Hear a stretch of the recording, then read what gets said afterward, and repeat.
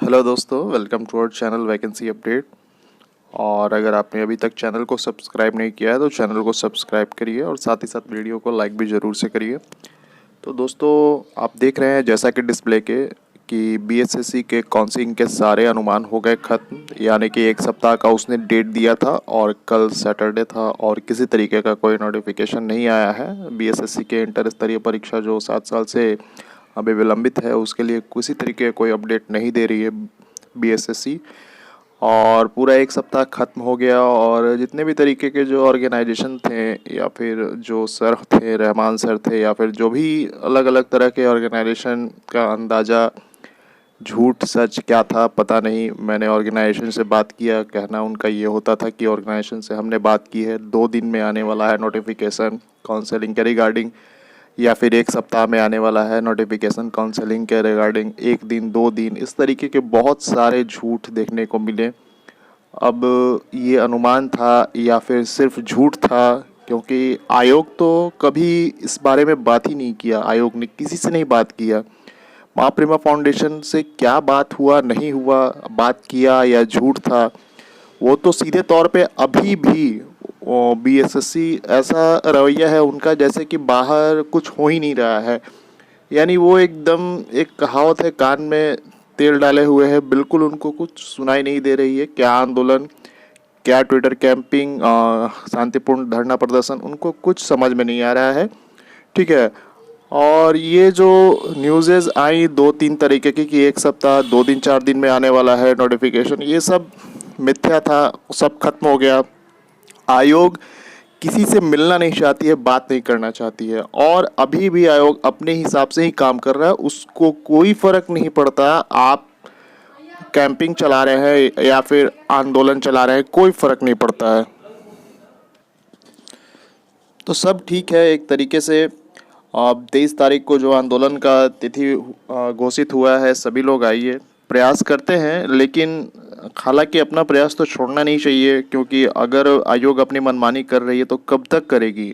पिछले 4 साल तो पूरी तरीके से सोई रही, 14 से लेके 18 तक तो पूरी तरीके से आयोग सोया रहा। सोने के बाद जागा, एग्ज़ाम लिया, फिर 3 साल सोया, फिर 21 में ले जाके आपको जो है कंप्लीट कराया सारा प्रक्रिया, फिर अभी आके सो गई। मतलब कि अब एक बात मुझे नहीं समझ में आता है कि आयोग के अध्यक्ष और सचिव एक ही भवन में बैठ रहे हैं, कहीं उनका कोई लेटर दूसरे विभाग में जाना नहीं है, चाहे सिलेक्शन से रिगार्डिंग हो, चाहे काउंसलिंग से रिगार्डिंग हो, चाहे रिजल्ट से रिगार्डिंग हो। जो डॉक्यूमेंट्स है एक ही भवन में सारे कर्मचारी या फिर अधिकारी बैठ रहे हैं, फिर भी इनसे काम नहीं हो पा रहा है। तो ऐसा है कि मुझे लगता है कि सबसे पहले तो आयोग का जो अंदर में कर्मचारी हैं, पहले तो उन्हीं को बदली कर देना चाहिए, क्योंकि अगर आप ऐसे करेंगे तो आप यहाँ पे नियोक्ता की तरह काम कर रहे हैं।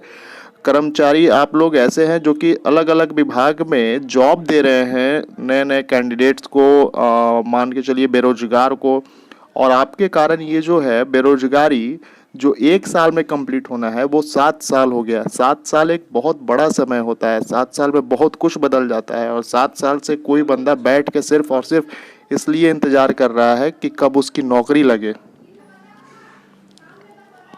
और अभी तक तो मान के चलिए इनका जो होता है प्रथम इंटर स्तरीय परीक्षा का ही अभी ये समापन नहीं कर पाए हैं। अगर ये सही से हो रहा होता तो आज 6 फेज़ हो चुका होता, इंटर स्तरीय परीक्षा का 6 वैकेंसीज पूरी हो गई होती। लेकिन मेरा तो यही सजेशन है, सबसे पहले आयोग के जो कर्मचारी है उन्हें ही बदलिए, क्योंकि आपके कारण आप पता नहीं काम करने के एलिजिबल हैं कि नहीं हैं, कुछ समझ में आता है आप लोगों को कि नहीं आता है, फीलिंगलेस हैं। आपको ये नहीं समझ में आ रहा है कि बच्चे जो हैं वो बेरोजगार हैं, उनका उम्र निकल गया है, उम्र नहीं रही कि अब दोबारा फॉर्म भर पाएँ किसी भी डिपार्टमेंट का। एक आखिरी उम्मीद थी जो आप 7 साल ले लिया, एक आखिरी उम्मीद है, और आप जानते हैं कि इसके कैंडिडेट जितने भी होंगे वो सारे मैक्सिमम ओवर एज हो चुके हैं। उनके पास अब मौका नहीं है किसी भी फॉर्म को भरने का, चाहे एसएससी हो, चाहे वो रेलवे का हो, चाहे वो आपके ही आयोग का हो।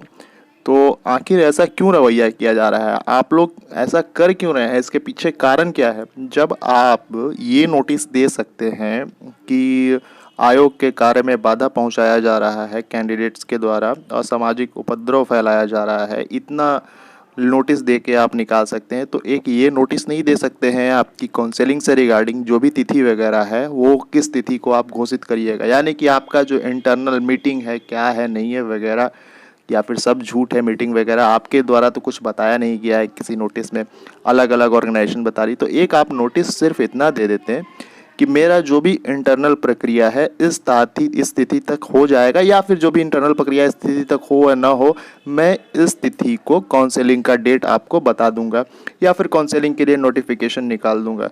बस इतना आपसे नहीं हो पा रहा है, यानी आप जवाब नहीं दे पा रहे हैं, मतलब कुछ तो गड़बड़ चल रहा है। आखिर चुप इंसान कब होता है? जब मन में चोर होता है। तो आखिर ये चुप्पी क्यों है? कारण क्या है आपके चुप्पी का? कोई भी अगर बात ऐसी है तो आप जब देख रहे हैं कि इतनी परेशानी और तनावपूर्ण माहौल है, ठीक है, अगर इजीली होता तो कोई मतलब माहौल अगर सही होता, अगर इतना समय नहीं लगा होता वैकेंसीज को, 1 साल 1.5 साल की बात होती तो कोई इतना नहीं करने वाला था। आंदोलन हो चाहे जो भी हो, इतना तनाव नहीं होता आपका कैंडिडेट्स के बीच में, तो कोई दिक्कत नहीं है, आप अपने हिसाब से काम करते। जब देख रहे हैं इतना तनाव है तो आप एक नोटिस दे दीजिए ना कि हाँ इस तारीख को मैं काउंसलिंग का लिस्ट जारी करूंगा, लेकिन नहीं, आप चुप हैं। चुप हैं इसका मतलब कुछ गलत हो रहा है। आखिर इंसान चुप क्यों है? एक आपसे नोटिस मांगा जा रहा है, आपसे नोटिस क्या, आपसे बात करना चाह रहे हैं कैंडिडेट मीडिया के सामने, ताकि एक प्रत्यक्ष सबूत हो कि आपने ये बात बोला था, लेकिन आप उसके लिए भी राजी नहीं है। आप मीडिया को सीधा गेट पे से ही भगा दे रहे हैं, बोल दिया जा रहा है सचिव नहीं है तो अध्यक्ष नहीं है। तो क्या है ये सब, आखिर क्यों? तो खैर जो है सो तो होना है। 23 तारीख को सभी लोग आइए। फर्क तो इसको पड़ता नहीं है, लेकिन फिर भी बिना प्रयास के कैसे बैठे इंसान, हाथ पे हाथ धर के तो बैठ नहीं सकता है। तो आज के लिए इतना ही, मिलते हैं अपने अगली वीडियो में। Thank you very much.